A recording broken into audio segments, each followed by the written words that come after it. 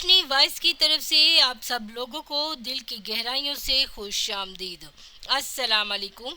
एक जामिया मस्जिद के खतीब की एक खूबसूरत बेटी थी जो जामिया में पढ़ती थी। एक दिन वो जामिया से वापस घर आई।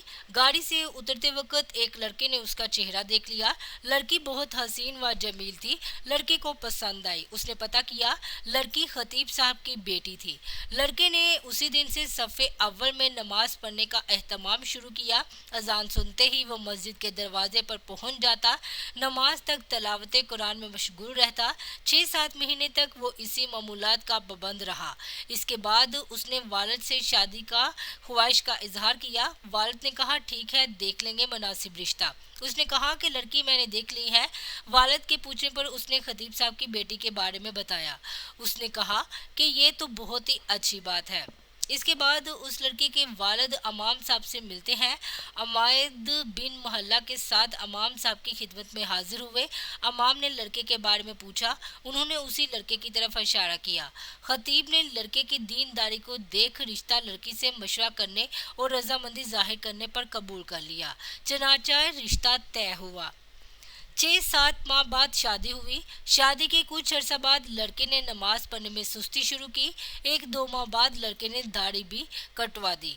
घर आने पर लड़की ने सख्त नाराजगी का इजहार किया। उसने कहा कि ये नमाजें तो मैं तुम्हें हासिल करने के लिए पढ़ रहा था, अब मकसद पूरा हो चुका है, अब नमाज पढ़ने का क्या फ़ायदा, अब क्या ज़रूरत है इस चीज़ की।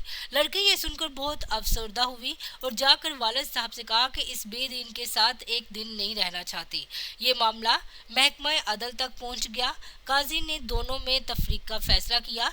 लड़का बहुत परेशान हुआ। उसने बहुत कोशिश की लेकिन लड़की को दोबारा ना पा सका। लड़के ने एक जादूगर से मदद हासिल करने का फैसला किया। जादूगर ने बड़ी रकम अदा करने का मुतालबा किया। लड़के ने सारे पैसे पेशगी अदा किए।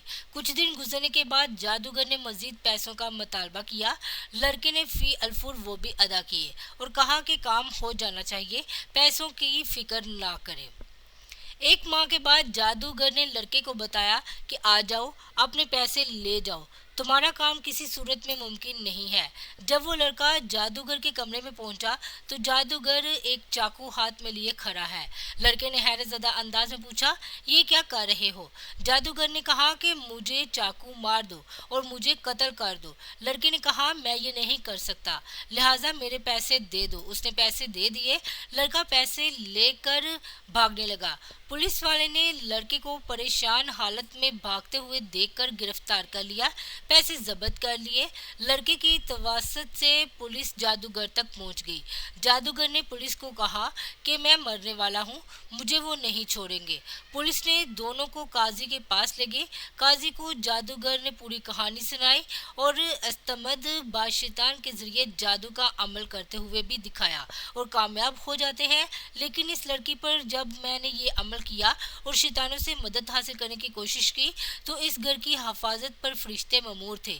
फिर मैंने दूसरा अमल किया, तब भी फरिश्ते ममूर थे, लेकिन पहले से तादाद में ज्यादा। इसके बाद मैंने रईस अल शैतान से मदद लेने की कोशिश की। इस बार जब वो घर के पास गए तो वहाँ फरिश्ते खड़े थे। उस दिन के बाद से अब मुझे वो शैतान बहुत ही नुकसान पहुंचाने की कोशिश कर रहे हैं। उसने खतीब साहब को बुलाया। जब अमाम साहब तशरीफ लाए तो उन्होंने पूछा कि क्या अमल करते हो, फरिश्ते आपके घर की हिफाजत पर ममूर हैं। उसने पूछा क्यों, क्या हुआ, क्योंकि उसको पता भी नहीं था कि यहाँ क्या चल रहा है। जब उन्होंने अमाम साहब को पूरी कहानी सुनाई तो खतीब साहब ने कहा कि हमारे घर में सुबह रोज़ाना सूरत बकरा की तलावत होती है और जिस घर में सूरत बकरा की तलावत होती है उस पर जिन्नात और शयातीन असर नहीं होता। नेक खानदान की हिफाजत के लिए अल्लाह पाक ऐसे इंतज़ाम फरमाता है।